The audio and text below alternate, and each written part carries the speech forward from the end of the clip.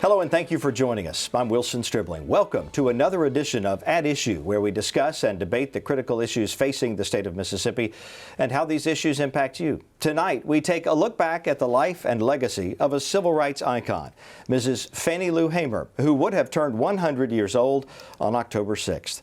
She went from picking cotton in Sunflower County to commanding the nation's attention during the civil rights movement. She helped organize Freedom Summer in Mississippi for the Student Nonviolent Coordinating Committee, also known as SNCC. She was also instrumental in the Mississippi Freedom Democratic Party at the 1964 Democratic National Convention, where her testimony opened the country's eyes to the oppression of African Americans in Mississippi. Tonight, we'll hear from people who knew Mrs. Hamer, but first, we hear from historians at the Fannie Lou Hamer Institute for Citizenship and Democracy at Jackson State University, in their own words. She was a sharecropper, and she was influenced by her mother and her father. She was also a biblical scholar, so she was really concerned about how can you provide relief for the oppressed people? How can you provide relief for the people who were mired in poverty? So she was concerned about those issues all of her life, and she often said that she didn't exactly know how to get involved in the movement, but she saw things that were happening across the country. So when the civil rights organizations came to her community, she immediately partook of their activities and got involved in the movement. So she grew up with an idea that she wanted to improve her life chances and the life chances of the people in her community. Her main role was that she was a civil rights worker. And so one of the primary responsibilities as a member of SNCC was voter registration. But she did more. She established Freedom Farm in Sunflower County. She fed people. She clothed people. She did those things that you are admonished to do, provide clothing and shelter. And she did that for her community in Ruleville, but also she helped people across the state of Mississippi and across the nation. She endured violence and threats, and through it all, she kept her eyes on the prize. She kept hate out of her heart, and she challenged America to be a better nation. The Mississippi Freedom Democratic Party in 1964 went to the Democratic National Convention in Atlantic City, New Jersey, and they challenged the lily white segregated delegation of Democrats from Mississippi. And we went there with the sole purpose of replacing the segregated delegation. And we made claim that we were the legitimate delegation that represented all segments of the population in Mississippi. And the segregationist delegation did not represent all segments of the population. So Mrs. Hamer and all of us were calling for that these Freedom Democrats should be seated and not the lily white segregated delegation from our state. I didn't have any idea that we would have such a national impact on the country. I didn't really have any idea that Mrs. Hamer, that her testimony would have such a national and international impact on the country. And if the Freedom Democratic Party is not seated now, I question America. It was overwhelming. It was emotional. It was uplifting. It was like being in church on a good Sunday. It was overwhelming.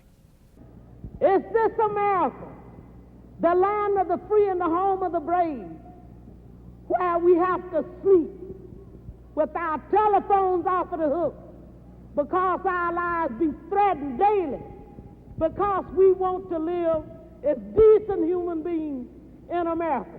Her testimony was just that influential.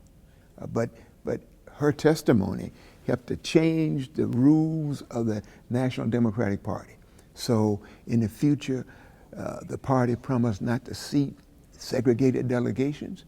They agreed to have men and women, black and white, in the delegations. So Mrs. Hamer's testimony was able to accomplish all of that. Her 15 minutes of testimony helped to change the very foundation of Democratic Party and, by definition, Republican Party politics in America. And this was a woman with a 6th grade education. So Fannie Lou Hamer is an extraordinarily important person.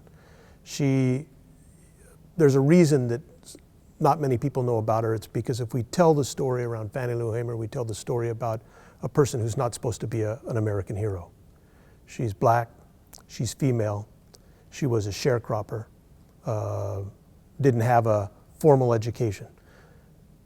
If we tell a story of American history where someone like Fannie Lou Hamer changes America, then anyone can change America who's dedicated to it. And I think that we don't tell that story. That's not the story I learned growing up, and that's not really the story I learned in college. We studied leaders, and leaders looked like me. Leaders had money. Leaders had education. Leaders went to private schools, and Fannie Lou Hamer represents a kind of democratic hero that we still don't know how to incorporate in the history that we teach. We'd be a very different America if Fannie Lou Hamer was on the standardized test, but she's not. We can make this that she's known because she gave really nice speeches, because she mobilized people, and all of that's very important. But she also helped change institutions. She also was a symbol representing a whole host of people who had not been heard politically.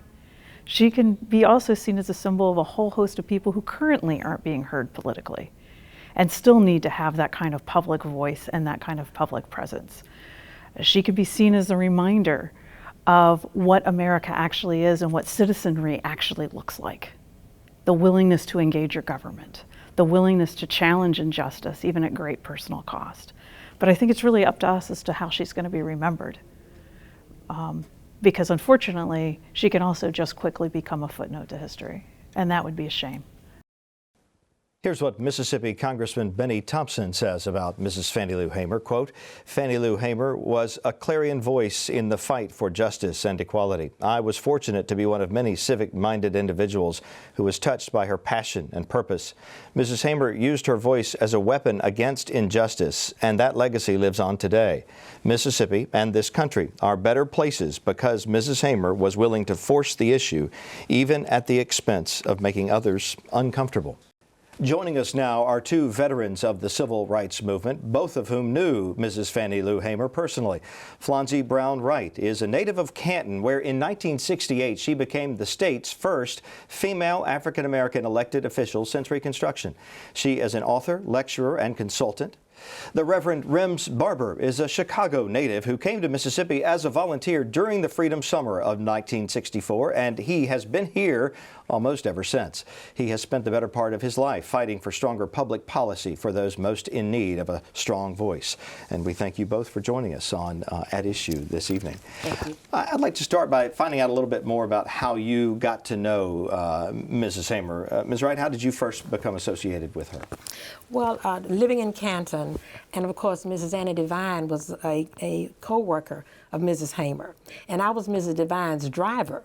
Oh. So anytime Mrs. Devine had to go to Greenville to meetings with Mace and other political meetings and programs, I drove Mrs. Devine. So I knew of Mrs. Hamer before I met Mrs. Hamer. And on one of my trips to Greenville, there was a meeting with a group of individuals, of which Mrs. Hamer was one. But I knew her, and I knew her. So when I actually met her, it was as though I had known her all the time. But I met her through Mrs. Annie Devine. And was that before she rose to national prominence on the stage there at the Democratic National Convention in '64? Well, it was during the time that they were planning. They were planning that. I did not attend the '64 convention, but I raised funds to send people. But I knew of her work. I knew of the sharecropper issues.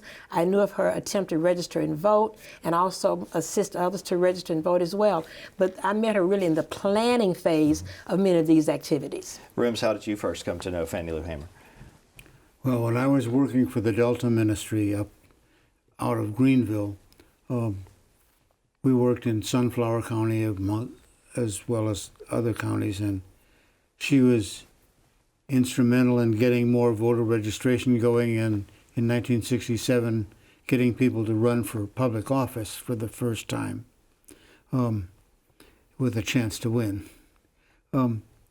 So I got to meet her then And I remember, sitting in our carport on a stool, shucking peas and talking politics, and that sort of thing, as she was inspiring people to get out and vote that year. And that's where it really all began for her, was when she attempted to register to vote, was it not? Oh yes, but that was a couple years earlier, when she tried it in '62 or '63, and was thrown off the plantation, and came then to live in the town of Ruleville. But she lost her job, her house, everything. Just for attempting to register to vote. Yes. She was not successful that first time Not because the of all first of the time, hoops no. that they made people took a like her couple go of trips, through. Yeah. Yeah. Ms. Wright, what was it about her? There were lots of people involved in the movement back then. What was so different about Mrs. Hamer that propelled her into a leadership position to where ultimately she was there in front of the country? Well, just listening to Mrs. Hamer, it was in her eyes.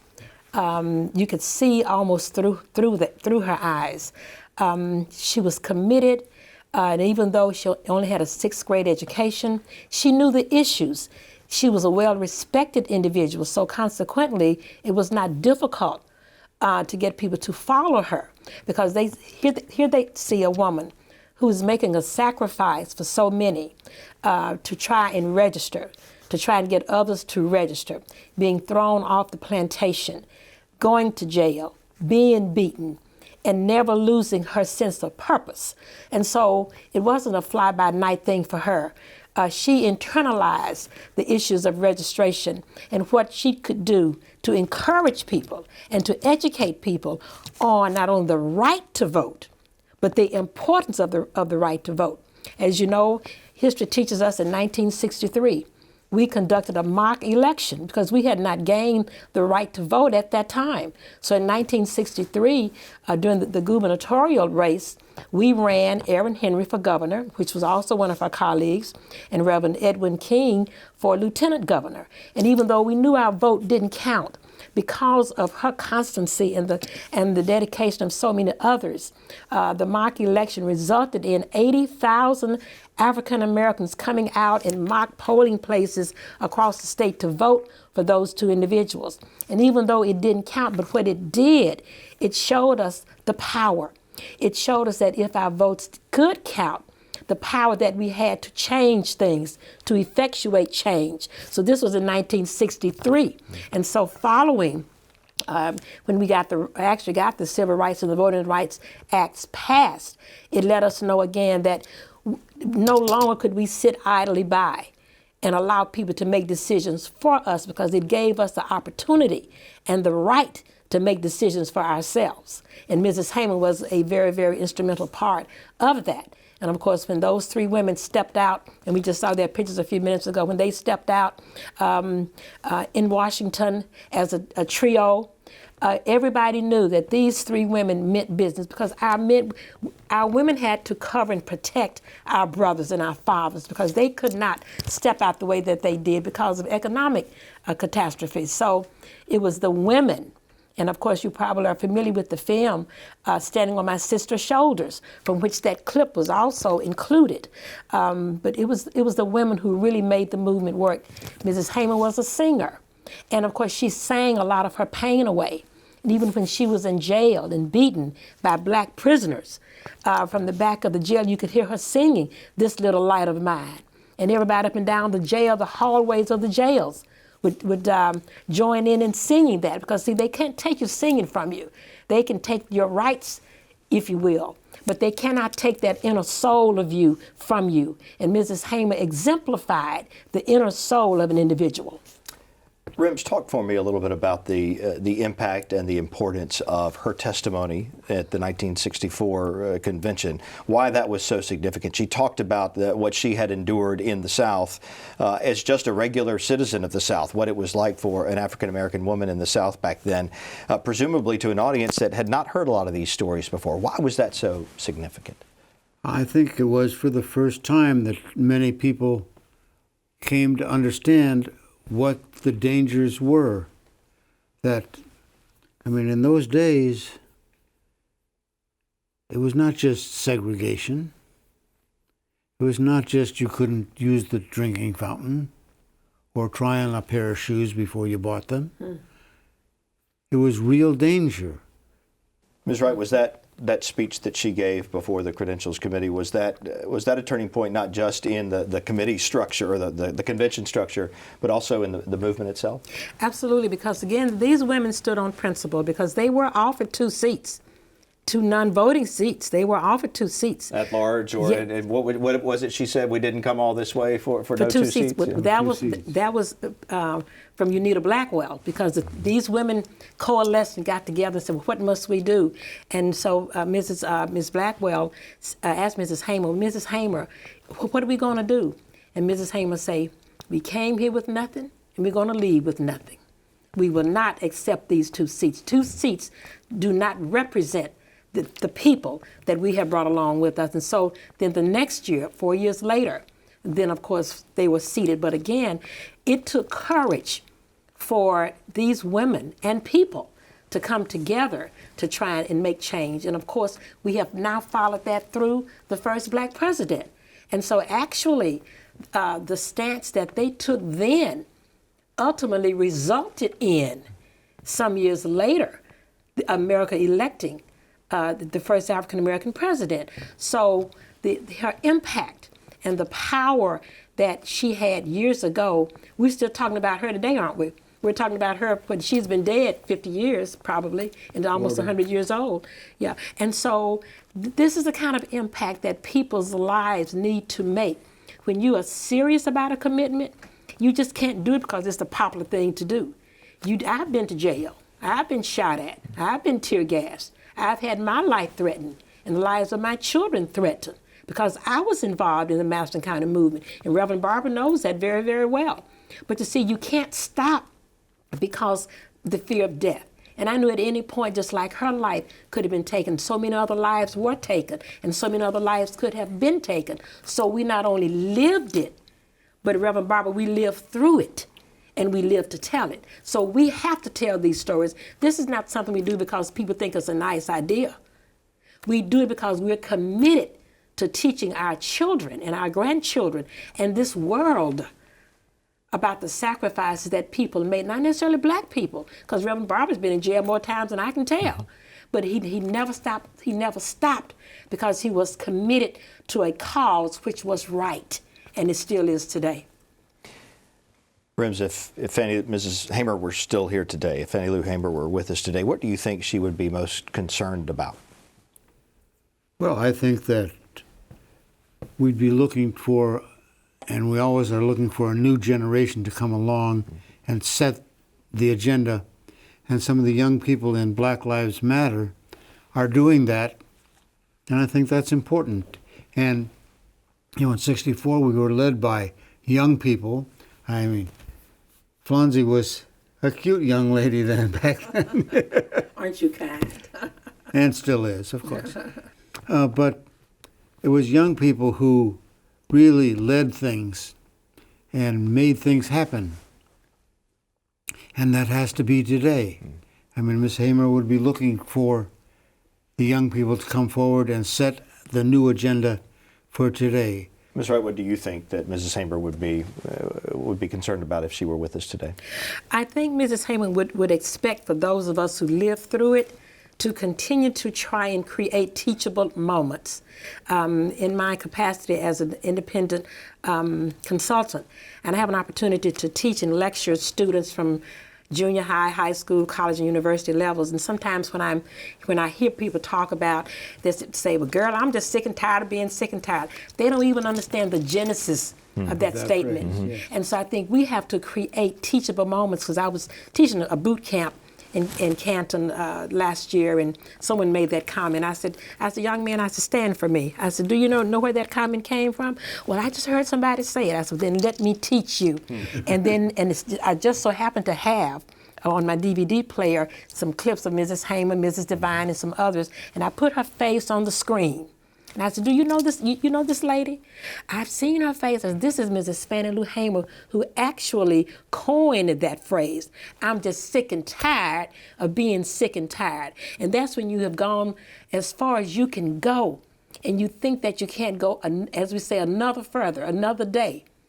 Somehow something rises up inside of you and said, hey, you can make it. You've got to make it because people are depending upon you to make it. So we have to create and find teachable moments so that our intergenerational group will know our history and their own history and be in a position to carry that history on as well. What do we know about the years between the convention in particular in 1964 and the time of her death, which was more than 10 years later? What did she do after sort of rising to that, I won't call it the pinnacle, but to the national spotlight? Well, she concentrated on building up things in Sunflower County, primarily. She had the Freedom Farm. She, got people together to grow vegetables and to raise pigs so that they could have food. She worked to get people registered to vote across the state. She helped build up the party, the Mississippi Freedom Democratic Party, and then in '68 combining and coalescing with the Loyalist Democrats to actually be seated at the Democratic Convention. So she was deeply involved in all that stuff. But she fought for the rights of people to not be hungry, to not be ignorant, for the school systems to really respond to the needs of the children so that we could have a better community. Mm-hmm. But do you think that she would be satisfied that we have come where we need to be in that regard, in Sunflower County, in any of the surrounding counties in that part of the state? We have made so much progress that it's wonderful. But there are still gaps, hundreds and thousands of people left behind for whom life has not changed, who are just as poor today as they were back then 50 years ago, who are living in hovels that you and I would not live in, which we would call uninhabitable, which are often defined as uninhabitable, but people are living in them. Housing is still a big problem in Mississippi. There are thousands of people who are hungry in Mississippi. There are other things that need to be changed. We have some Medicaid issues to make sure that people get adequate health care that have to be addressed. We should have a change in the state flag so that it represents everyone. There are lots of things that could be done that I think Ms. Hamer would be on the front line fighting for. Ms. Wright, what do you think she would think about Sunflower County and the surrounding area today? Well, again, to your question, you see, Mrs. Hamer didn't realize that she was making the kind of history at that speech that she ultimately and consequently made. So she would continue on the path that she was on, as Reverend Barbara says, voter registration. Even though we consider that speech to be the pinnacle, the apex of her life, that was one of many. The fact is she had a national and probably an international audience at that time, but she didn't see that as some great thing she was doing or saying. She just knew that she had to rise to the occasion. And the reason that Mrs. Hamer was chosen between the three women, Mrs. Anna Devine was educated, as well as Mrs. Victoria Gray. But because Mrs. Hamer could command your attention with her voice, with her eyes, with her passion, she was chosen to speak before the Credentials Committee. But she didn't think she was doing something so ostentatious. She just knew that this was part of what she would do on a daily basis. And so daily, her life continued on the path that she was already on, and which was continued voter registration. She ran for public office later on. Senate, I believe it was. Mm-hmm. And so she was continuing to not only run for office, but to encourage others to run for office. Because, see, once we got it, it took us a little while to get this voter registration thing. It took us a while. But once we got it, once we understood that we could command change just by getting the right to vote. Can you imagine going to the registrar's office and being given a 2-page, 21-item questionnaire, asking you how many bubbles in a bar of soap, how many feathers are on a chicken, how many jelly beans in a pound of candy, are you a communist, just to register and vote?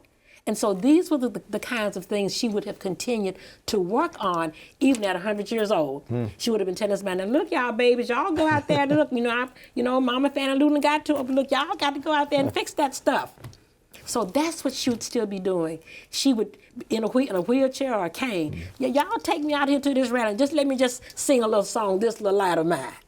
Because it was in her.